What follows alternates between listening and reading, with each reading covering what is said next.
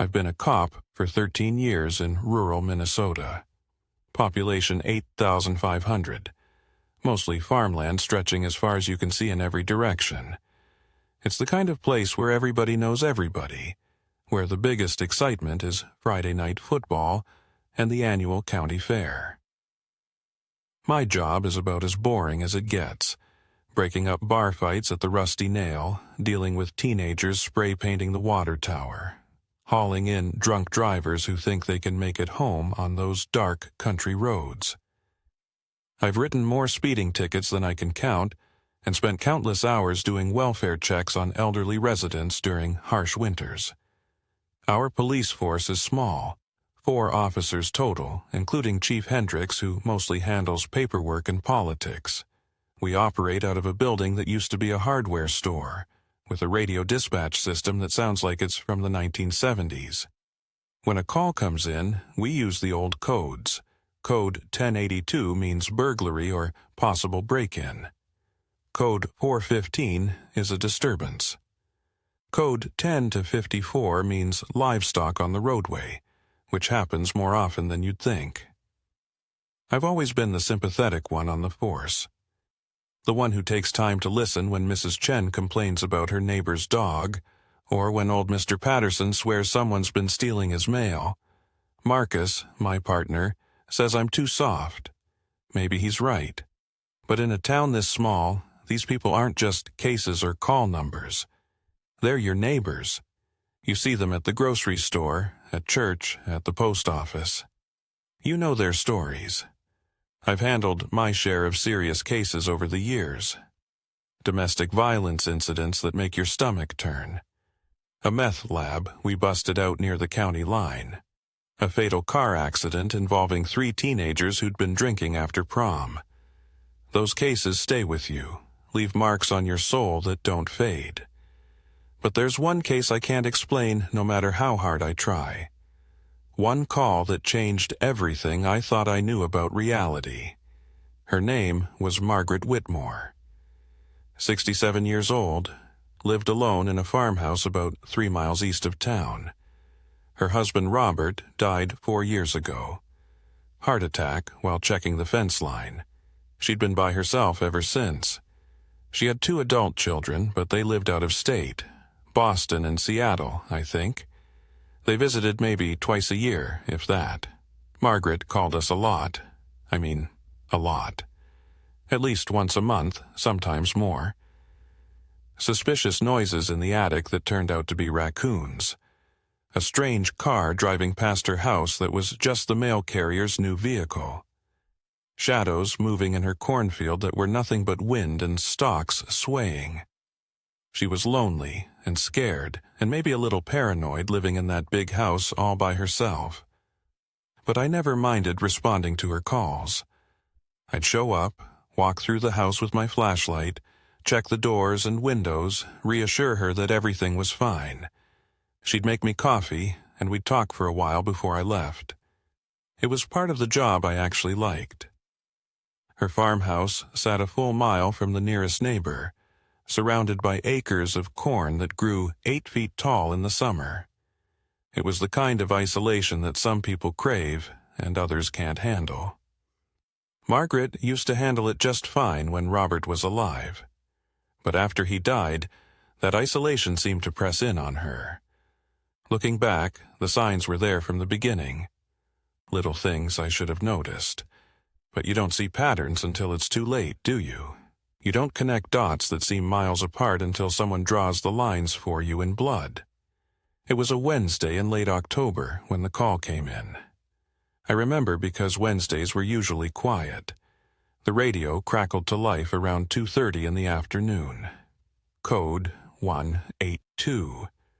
Possible intruder at the Whitmore residence. Margaret had called the dispatch saying someone was in her house.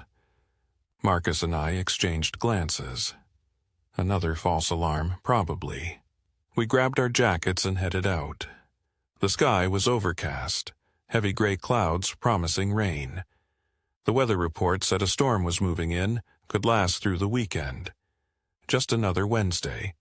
Just another call. The drive out to Margaret's place took about 15 minutes. We passed the Peterson farm, the old abandoned grain elevator, endless fields of harvested corn reduced to stubble. Marcus was talking about his daughter's soccer game, but I was only half listening. My mind was already running through the routine. Check the perimeter, clear the rooms, calm Margaret down, maybe stay for coffee. When we pulled up the gravel driveway, I saw her immediately. She was standing on the front porch, just standing there despite the cold wind that had picked up. That was the first strange thing. Margaret always waited inside with the door locked until she saw our patrol car. The second strange thing was how she looked. I'd seen Margaret just 3 weeks earlier for another call. She'd been her usual self, a sturdy woman with rosy cheeks, silver hair neatly pinned up, wearing one of those floral print dresses she favored. But the woman standing on that porch looked nothing like the Margaret I knew. She was gaunt, skeletal. Her clothes hung off her frame like she'd lost 40 pounds in 3 weeks. Her face was all sunken cheeks and sharp angles, skin stretched tight over bone. Dark circles ringed her eyes, so deep and purple they looked like bruises. Her hair hung in greasy, matted strands around her face. She looked like photographs I'd seen of concentration camp survivors. "Jesus," Marcus muttered beside me as we got out of the car. We approached slowly. Margaret didn't move, didn't react, just stared at us with those hollow, sunken eyes. When we reached the porch steps, she finally spoke. Her voice was flat, emotionless, utterly exhausted. "There's something living in my house." Not someone, something. Marcus and I exchanged concerned glances. I put my hand on my service weapon. "All right, Margaret," I said. "Stay here." We drew our weapons and went inside. The house felt wrong the moment we crossed the threshold. I'd been inside Margaret's home maybe a dozen times over the years. It was always immaculate, that particular brand of cleanliness that only elderly women who'd raised 6 children seemed capable of achieving. Vacuum lines in the carpet, lace doilies on every surface, the faint smell of lemon pledge and fresh coffee. This wasn't that house anymore. The entryway was dim despite the afternoon sun. Newspapers were scattered across the floor, some yellowed with age. A stack of mail sat unopened on the small table by the door, bills and circulars spilling onto the hardwood. The air smelled stale and sour, like something had been rotting for weeks. Marcus went left toward the kitchen. I went right toward the living room. The kitchen was a disaster. Dirty dishes were piled in the sink and stacked on the counter, plates crusted with dried food, coffee cups with dark rings staining the porcelain. The trash can had overflowed days ago, garbage spilling across the linoleum. On the counter sat an open jar of mayonnaise, the contents separated and yellowed. A loaf of bread covered in fuzzy green mold. Flies buzzed lazily around a plate of what might have once been chicken. "Clear," Marcus called out, though his voice carried notes of concern. The living room told a different story. The couch was buried under blankets and a pillow, clearly being used as a bed. The coffee table was covered with evidence of Margaret's vigil. At least 8 coffee cups in various states of emptiness, open containers of crackers and cookies, a rosary with worn wooden beads, and a Bible so dog-eared and handled that pages were coming loose from the binding. The TV was on, but muted, casting flickering light across the room. Laundry was scattered everywhere. Clothes draped over chairs, piled in corners, lying in heaps on the floor like she'd simply dropped them wherever she'd been standing. "Living room clear," I called back. We moved upstairs together, weapons raised, adrenaline keeping us sharp despite the growing certainty that we were alone. The stairs creaked under our boots. At the top, the hallway stretched before us, dark except for a sliver of light coming from beneath the bathroom door. The bedroom door stood slightly ajar. I pushed it open with my foot. The bed was unmade, sheets tangled and half on the floor. The mattress was bare in places where the fitted sheet had come loose. Dresser drawers hung open, clothes spilling out like someone had rifled through them in a panic. The nightstand lamp was on its side. A glass of water sat on the floor, surrounded by a dark stain on the carpet where it had spilled. The room had been abandoned. That was clear. Margaret hadn't slept here in weeks. Then I saw the shotgun. It was leaning in the corner by the closet, a double-barreled 12-gauge, old but well-maintained. I recognized it. Margaret's late husband had been a hunter. She'd kept it for protection after he passed. Marcus moved toward it, holstering his sidearm. He picked up the shotgun carefully, broke open the breech and tilted it toward the light. 2 spent shells, he said quietly. He brought the barrels close to his face and sniffed. His expression changed. Recently fired, within the last 24 hours, I'd say. My stomach tightened. Why would Margaret fire a shotgun inside her own house? "Bathroom's clear," Marcus said after checking. He was heading back toward me when he stopped. "Hey, did you notice?" "The mirrors," I finished. Every single one was shattered. The bathroom mirror had a spiderweb of cracks radiating from a central impact point. The bedroom vanity mirror was completely destroyed, only a few jagged pieces remaining in the frame. In the hallway, a full-length mirror lay in pieces on the floor, shards of glass glinting in the dim light. "What the hell happened here?" Marcus whispered. We moved back downstairs, clearing the remaining rooms. The dining room, the den, the small bathroom off the kitchen. Nothing, no intruder, no sign of forced entry. Just a house that looked like it had been lived in by someone spiraling into madness. Then we reached the front hallway closet. Both doors were nailed shut with wooden boards. I counted 6 of them, running horizontal across the doors at even intervals. The nails were new, shiny, recently hammered in. But that wasn't what made my blood run cold. There was a massive hole blasted through the center of the right door. The wood was splintered outward, the edges blackened and raw. Around it, smaller holes peppered the wood, buckshot damage from the second barrel. She'd fired that shotgun point blank into the closet door. Both barrels. What the hell was she shooting at? Marcus breathed. Officers? We both spun around, weapons half raised, hearts hammering. Margaret was standing directly behind us in the narrow hallway. Neither of us had heard her come in. Neither of us had heard the front door open, heard her footsteps, heard anything. She just stood there, skeletal and still, watching us with those hollow, sunken eyes. Marcus recovered first, lowering his weapon and forcing a smile that looked more like a grimace. "Well, ma'am, we cleared the house. No sign of any intruder." His voice was too loud, too cheerful. "He must have slipped out before we arrived. You're safe now." Even he didn't sound convinced. Margaret's expression didn't change. Her voice came out flat, emotionless. "No," a pause. "It's still here. It's hiding." Another pause. My skin prickled. "That's why you couldn't find it. And after you leave, it'll come back for me." Then she began trembling. Tears streamed down her hollow cheeks, cutting paths through what looked like days of unwashed grime. Her voice cracked, suddenly human again, suddenly terrified. "Please don't leave me here alone with it." Marcus and I exchanged glances.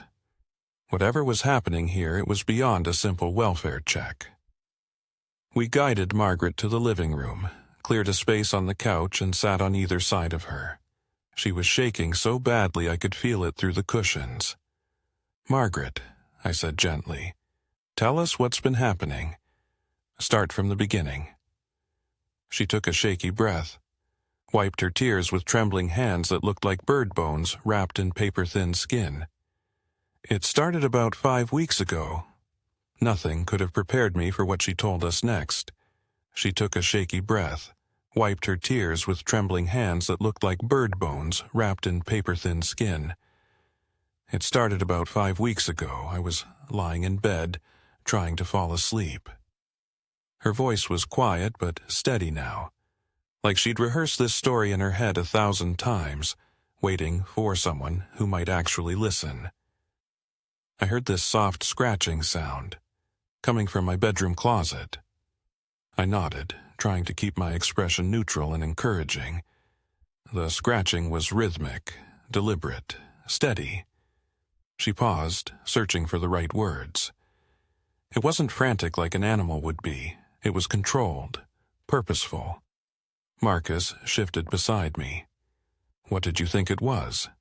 At first, I assumed it was a mouse, maybe a rat that got into the walls. She shook her head slowly.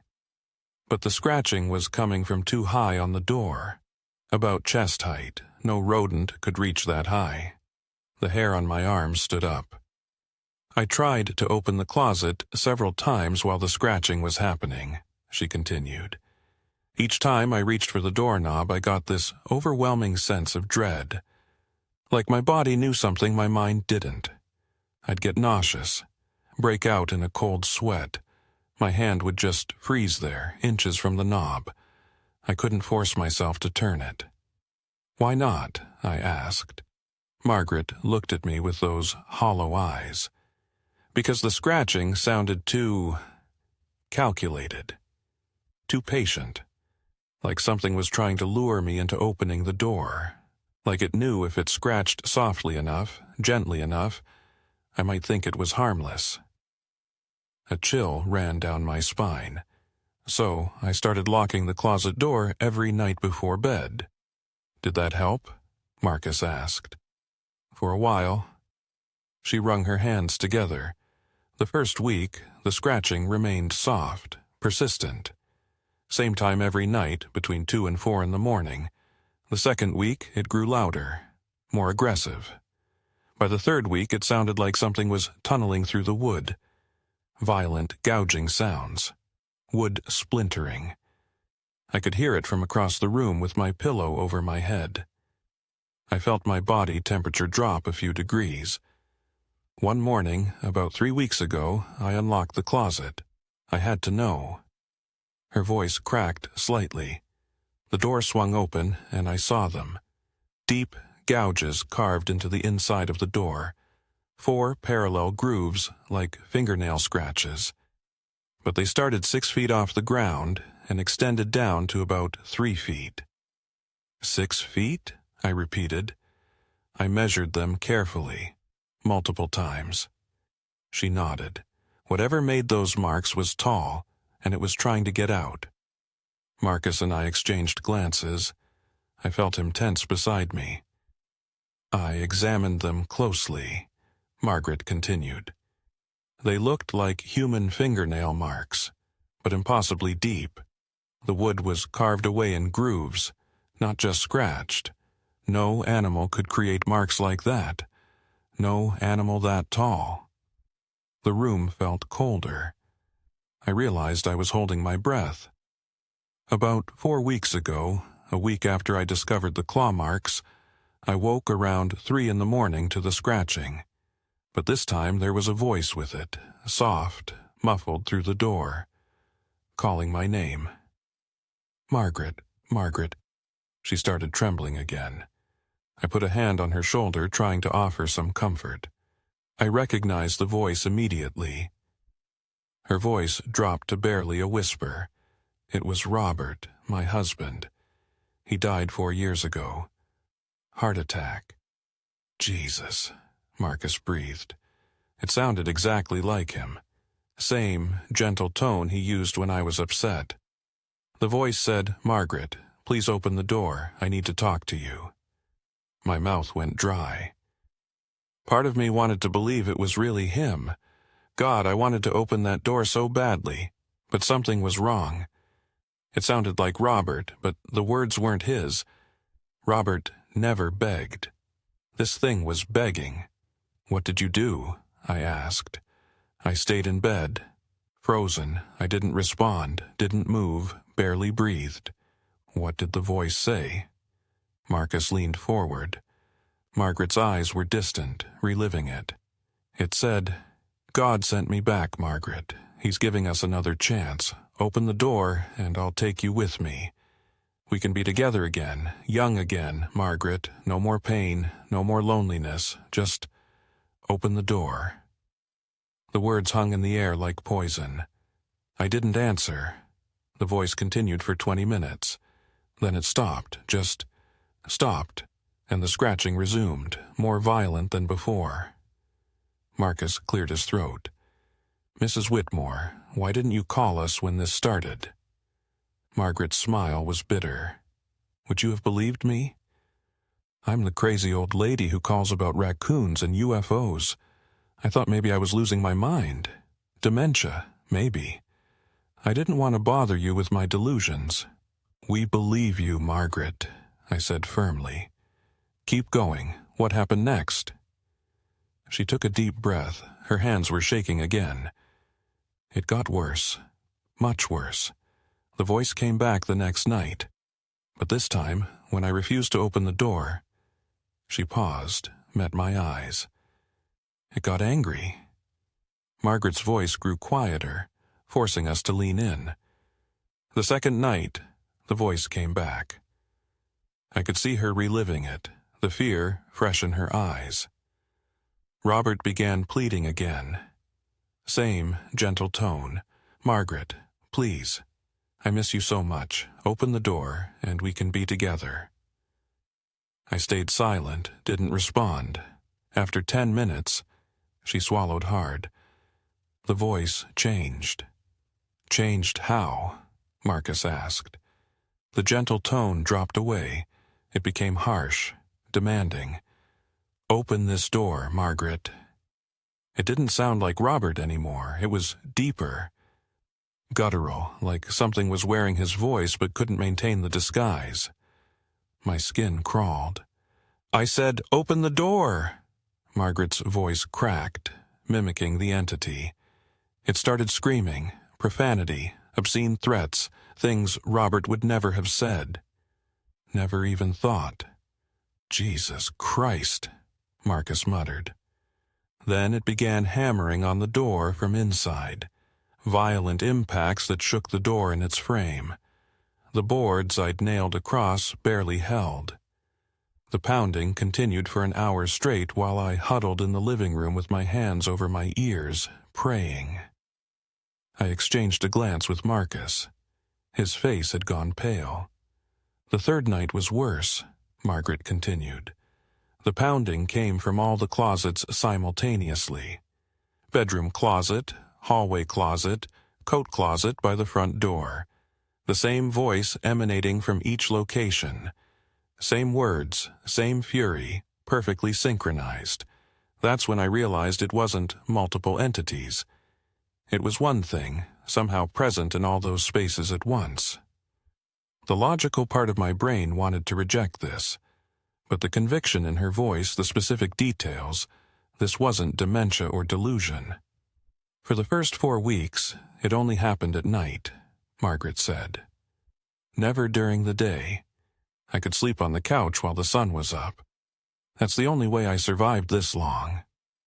But that changed, I asked, though I already knew the answer.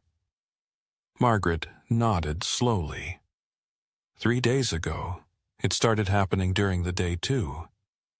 Marcus stood up, paced to the window, then returned. Tell us everything. 2 weeks ago, I was washing dishes one afternoon. I looked up at the window reflection and saw something behind me.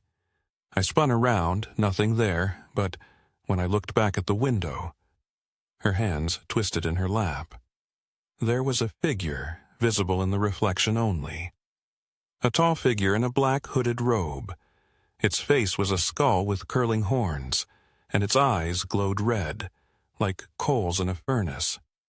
My throat felt tight.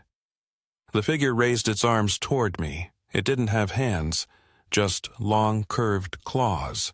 It reached toward me through the reflection, not behind me, through the reflection, like the window was a doorway and it was trying to pull itself through. What did you do? I barely recognized my own voice. I grabbed a kitchen knife and smashed the window. Then I went through the house, breaking every mirror, every reflective surface. Bathroom mirror, bedroom vanity, picture frames with glass. I couldn't let it use the mirrors. That's how it was trying to get to me. Marcus rubbed his face with both hands. Margaret, 1 week ago, I retrieved Robert's old shotgun from the basement, she continued, loaded both barrels. That night, when the pounding began on all the closets again, when the voice started screaming threats and promises of violence, I'd reached my breaking point. You shot at it, I said. I approached the hallway closet. The pounding intensified as I got closer. I raised the shotgun, aimed at the center of the door, and fired both barrels point blank. The boom was deafening. The door splintered, and there was immediate silence. She paused, her breathing shallow. I lowered the gun, my ears ringing. I approached the blasted hole in the door and peered through. Her voice dropped to barely a whisper. 2 red eyes were staring back from the darkness inside. A low chuckle emanated from the closet. A deep, inhuman voice spoke one word. Soon. The room felt 20 degrees colder. I backed away, reloaded the shotgun. I spent the next 3 days barricading all the closets. Nailed boards across every closet door. But the pounding continued day and night. No sleep, barely eating. This morning, the pounding became so violent the boards began splitting. That's when you called us, Marcus said. No. Margaret met our eyes. The entity's voice spoke through all the closets simultaneously. No longer Robert's voice. Something ancient and hateful. It said one word over and over. Tonight, tonight, tonight. That's when I called. Long silence filled the kitchen. Marcus looked at me, his face drained of color. Margaret, I said carefully, is there anyone you can stay with? Family? Friends? She shook her head. My children won't return my calls. I have no one. Marcus stood decisively. You're not staying here tonight. We'll get you to a motel in town, I added. Somewhere safe. Tomorrow we'll figure out next steps. Maybe bring in a priest. Margaret broke down, relief flooding her features. Thank you. Thank you. She hugged both of us, sobbing into our uniforms. We helped her pack an overnight bag. As we headed toward the door, I glanced back at the hallway closet. The boards across the door were vibrating slightly. A faint, scratching sound was audible beneath them. Marcus whispered urgently, "Let's get her out of here, now." We drove Margaret to the Starlight Motel and checked her into room 14. We told her we'd be back first thing in the morning, but we never saw Margaret Whitmore again. I was jolted awake at 3:47 a.m. by my phone ringing. The chief's voice was tight, controlled. "Get to the Starlight Motel, now. Room 14. What happened?" "It's Margaret. You need to see this." He hung up before I could ask anything else. I dressed in the dark, my hands shaking as I buttoned my uniform. The drive to the motel took 8 minutes. It felt like an hour. Yellow police tape stretched across the door of room 14. The chief stood with Marcus and 2 state police detectives. When the chief turned to face me, I saw something in his eyes I'd never seen before. Fear. "Margaret's gone," he said. My stomach dropped. "She's dead?" "No." He shook his head slowly. "She's gone. Vanished." The neighboring guests had heard screams around 2 a.m. Sounds of struggle, violence, something heavy being dragged. Then silence. The manager called police. When officers arrived, they found the door locked from inside. The window locked from inside. They had to break down the door. "Maybe you should see for yourself," the chief said. I ducked under the crime scene tape. The room was carnage. Blood splattered across the walls in wide arcs. Blood on the ceiling. The bed sheets were soaked, torn completely from the mattress. Furniture overturned.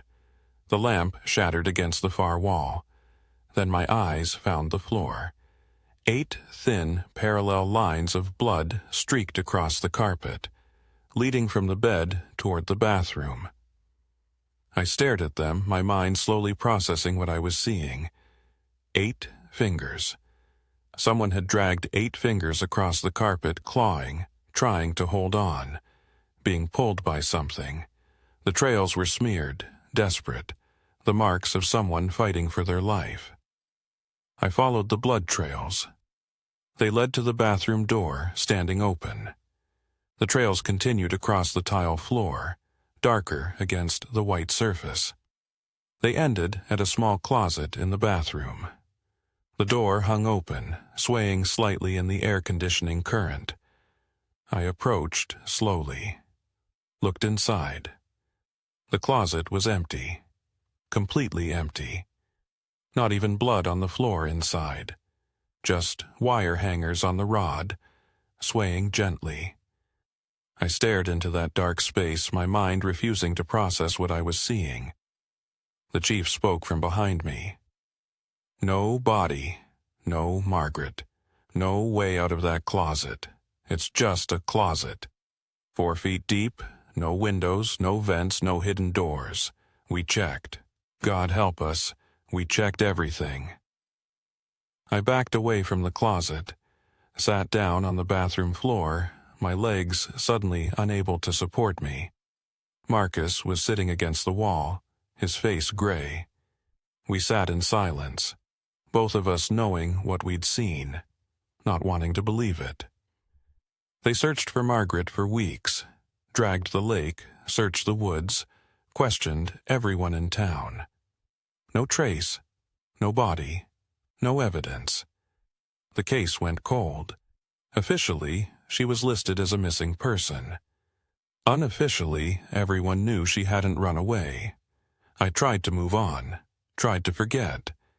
But 3 years later, something happened that brought it all back. Something that made me realize Margaret's case wasn't isolated. I was at the town library one evening, off duty, researching old case files for an unrelated matter. A young woman approached the reference desk where Helen, our elderly librarian, was sorting books. "Excuse me," the woman said. "Can you tell me what year it is?" I looked up.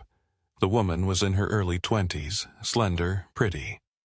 But something was wrong with her appearance. She was soaking wet, dripping onto the carpet. Her hair was plastered to her face. Her clothes were vintage style, not modern, and her skin was unnaturally pale, almost translucent. Helen looked confused. "It's 2019, dear. Are you all right?" The young woman backed away, shaking her head. No, that's not right. It's 1957. I was just at the dance, the homecoming dance. Dear, I think you need to sit down." The woman looked around the library frantically, staring at the computers, cell phones, modern lights. "Where am I? How did I get here?" She touched the book cart, then pulled her hand back quickly. "So cold. Everything's so cold." I stood and walked toward her. "Miss, I'm Officer Thompson. Can I help you?" She looked at me. Her eyes were distant, confused, terrified. "I was in a car. A man offered me a ride. He said he was a priest, but he wasn't. He locked me in the trunk." The car went off the road, into water. I couldn't get out. The trunk filled up. I drowned. I know I drowned. Tears streamed down her face. But I'm here. How am I here? I reached out to steady her, touched her arm, jerked my hand back immediately. Her skin was ice cold. Not cold like being outside. Cold like death. Like touching a corpse. She backed toward the bathroom. "I need to wash my face." "Wait, let me help you." She slipped into the bathroom. I followed 10 seconds later. The bathroom was empty. The window was locked from inside. A small supply closet stood open. The closet was empty. 1 week later, I sat at the station reading the morning paper. The headline read, "Lake Yields 62-year-old mystery." A local fisherman's sonar had detected a car underwater. A 1955 Chevrolet, submerged since 1957. Skeletal remains in the driver's seat matched a wanted serial killer. A second skeleton in the trunk. A young woman never identified. Estimated age, early 20s. Cause of death, drowning. I dropped the newspaper. My hands were trembling. I looked across the office at the chief. He was reading the same article, his face pale. We made eye contact. No words were needed. We both understood. I've been a cop for 16 years now. I've seen a lot of things I can't explain.